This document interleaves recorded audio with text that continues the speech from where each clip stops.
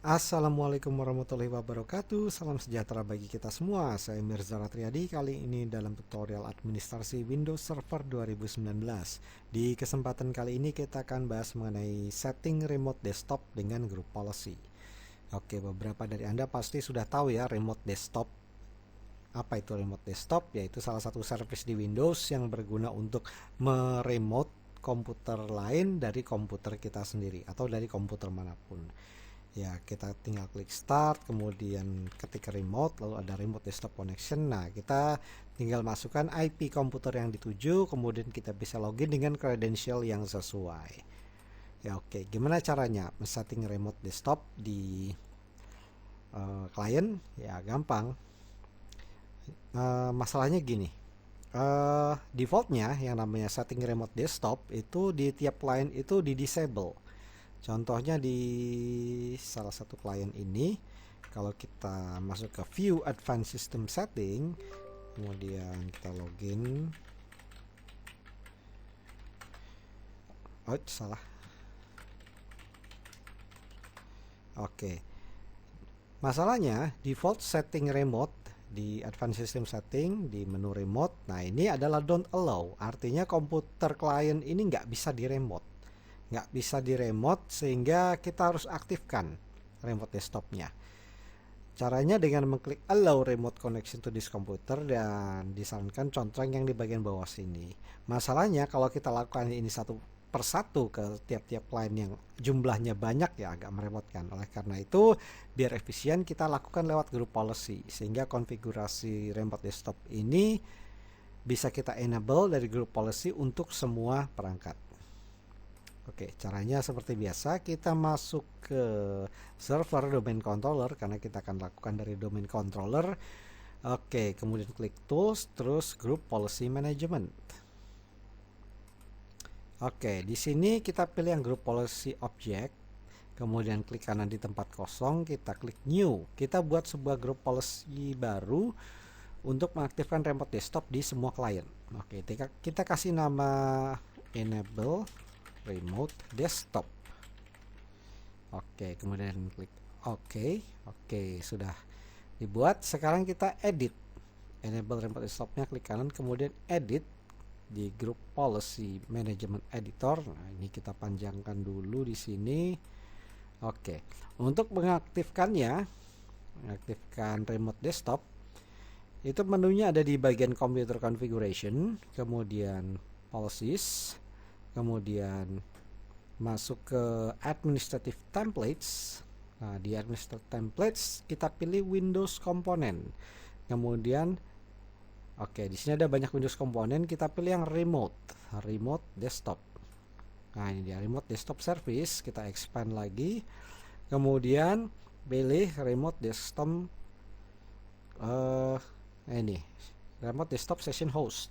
Oke, klik di sini. Kemudian ada beberapa pilihan lagi di bawahnya. Nah, ini kita masuk ke connection, bagian connection. Oke.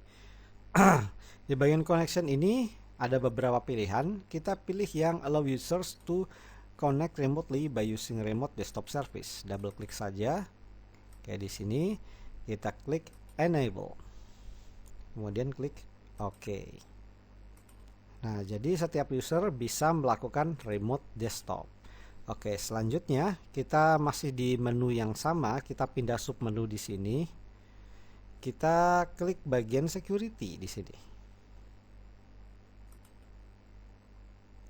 Nah, yang ini. Oke, di sini ada option yang harus kita ubah. Option yang harus kita ubah itu adalah require user authentication for remote connection by using network level authentication. Nah, ini yang paling bawah nih. Oke, di sini kita double klik, kemudian klik enable. Tujuannya agar supaya siapapun yang meremote harus login dengan network login. Jadi login dengan login jaringannya yang di domain controller. Kemudian klik OK. Oke, ini sudah aktif. Selanjutnya kita harus mengkonfigur port di firewall supaya bisa remote desktop connection, supaya kita bisa melakukan remote desktop connection. Soalnya begini, Kalau di pertemuan sebelumnya di bagian firewall kita kan matikan firewall. Tapi kalau dalam contoh kali ini firewall di client itu aktif. Demi alasan keamanan kita aktifkan. Contohnya kita lihat di salah satu klien di sini. Kita masuk ke Windows Defender Firewall. Oke, di sini. Nah, ini di domain network firewallnya aktif untuk alasan keamanan. Jadi kita harus allow remote desktop connection ya. Karena defaultnya kalau firewall aktif, remote desktop connection itu dimatikan. Jadi kita harus buka portnya supaya bisa mengakses remote desktop. Oke, itu menunya ada di Group Policy Editor juga. Itu menunya ada di bagian Computer Configuration, sama Computer Configuration, kemudian Windows Setting. Itu Windows Setting di sini, Policy, bagian Windows Setting, kemudian Security Setting, kemudian di Windows Defender Firewall with Advanced Security. Oke, kita expand lagi. Nah, klik di bagian Inbound Rule. Kita buat sebuah rule untuk mengaktifkan port yang digunakan untuk remote desktop. Oke, caranya klik kanan di bagian kosong, pilih New Rule. Oke, sekarang kita pilih port. Portnya, pilih port, kemudian Next. Untuk portnya tipenya TCP, kemudian specific local portnya itu 3389. Untuk remote desktop 3389. Kemudian klik Next. Oke, kemudian allow connection atau allow the connection if it is secure. Kita pilih salah satu aja, kita pilih yang allow the connection aja. Klik Next. Untuk penerapannya mau di tipe apa? Domain, private, apa public? Semuanya aja nggak apa-apa. Pilih Next. Oke, sekarang kita kasih nama. Kita kasih nama yang sesuai untuk rule-nya, keterangan rule-nya ini apa. Misalnya remote desktop port. Ini sambungan aja nggak apa-apa, 3389. Ini keterangan aja, klik finish. Oke, sudah. Remote desktop portnya sudah diaktifkan. Kita double klik, pastikan sudah enable ya di sini dan allow the connection. Kita bisa lihat menu-menu selanjutnya di sini apa saja. Oke. Kemudian kita klik OK. Oke, untuk selanjutnya kita harus tentukan siapa saja user yang boleh melakukan remote. Dalam contoh kali ini kita pilih semua user boleh melakukan remote. Untuk mengubah settingnya, kita masih di menu yang sama, enable remote desktop di computer, di Group Policy Management Editor. Oke, kita pilih di Computer Configuration sama, kemudian pilih Windows Setting, kemudian Security Setting. Nah, ini Security Setting, kemudian pilih Restricted Group. Nah, ini di sini. Oke, di sini kita buat sebuah grup. Klik kanan di tempat yang kosong, Add Group, klik Browse. Oke, kita masukkan nama grupnya. Nama grupnya Remote Desktop. Kita ketik saja Remote di sini, kemudian check names. Oke, di sini kita pilih Remote Desktop Users. Kemudian klik OK. Kemudian klik OK lagi. Kemudian klik OK lagi. Oke, di sini ada pilihan. Kita harus tambahkan usernya siapa aja yang boleh nge-remote. Kita klik add di sini, membernya siapa saja. Klik browse. Kemudian kita bisa masukkan namanya siapa aja, misalnya si Bambang, boleh. Kita check names, atau kemudian si Rini. Kalau misalnya kita mau masukin user-user tertentu aja boleh. Tapi kalau mau semua user harus kita masukin dan ketik satu-satu kan pegel juga. Oke, jadi kita biar gampang kita ketik saja everyone. Kemudian check names. Nah, jadi semua orang, kalau kita oke lagi. Jadi semua orang adalah member dari grup remote desktop user ini. Oke. Kemudian klik OK. Nah, oke. Dia sudah jadi member. Jadi member remote desktop users ini isinya adalah semua orang. Jadi semua orang boleh nge-remote. Oke.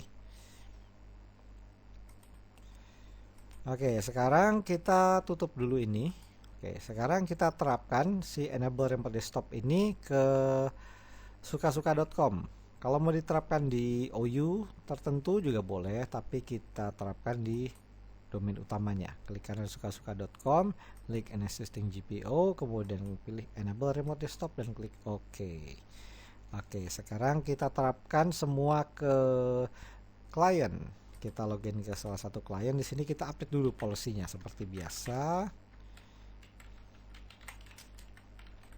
CAP update force. Oke, kita tunggu. Ini juga sebelahnya.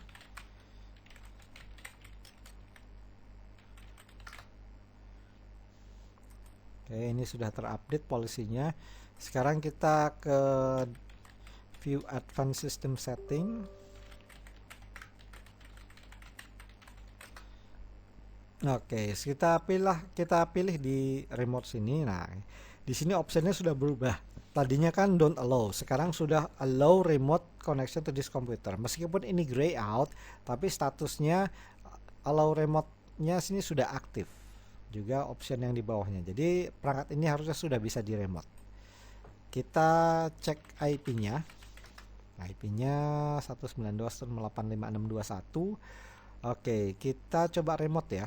Udah bisa apa belum? Kita ke server, kita coba remote, misalnya 192.168.56.21. Kemudian klik connect. Mau nggak? Oh, mau. Kalau sudah keluar sepertinya harusnya mau nih. Oke, kita pilih more action. Kita mau login pakai apa? Jangan master admin. Kita pilih more choices, klik use a different account.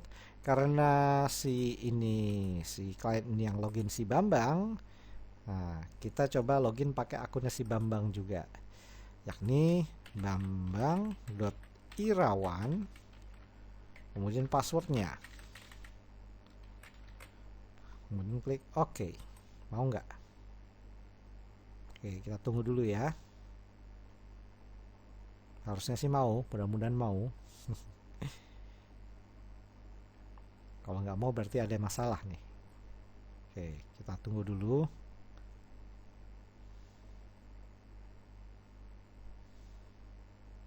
Agak lama kadang-kadang, nggak apa-apa, tunggu aja.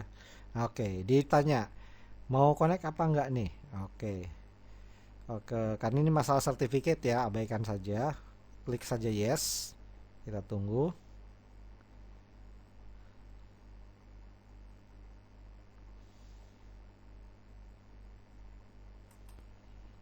Oke, sudah berhasil. Kita login. Nah, si Bambang sudah bisa login ke komputernya sendiri. Nah, ini lagi nge-remote nih, nge-remote komputernya si Bambang dengan loginnya si Bambang juga. Oke, nah ini oke.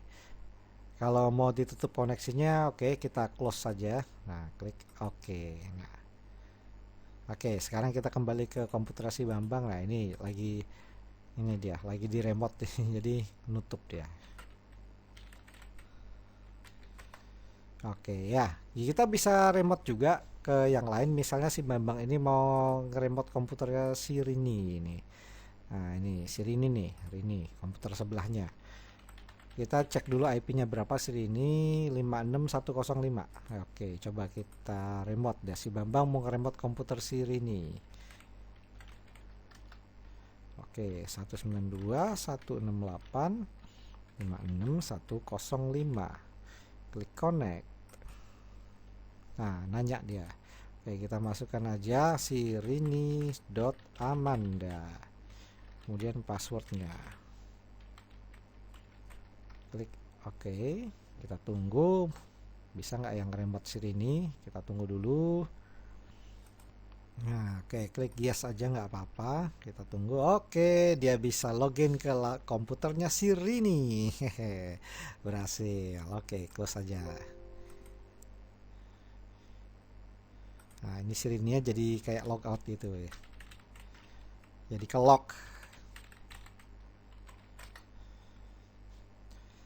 Oke, kita sudah berhasil kali ini. Berhasil men-setting mengaktifkan remote desktop lewat group policy dari server untuk semua klien. Oke, berarti di kesempatan kali ini kita sudah berhasil melakukan setting remote desktop dengan group policy dari server untuk semua klien. Oke, kalau begitu dari saya kali ini cukup sekian. Mohon maaf apabila ada kekurangan. Semoga penjelasan saya dapat berguna. Oh ya, jangan lupa subscribe kalau berkenan. Sampai jumpa di lain kesempatan dan wassalamualaikum.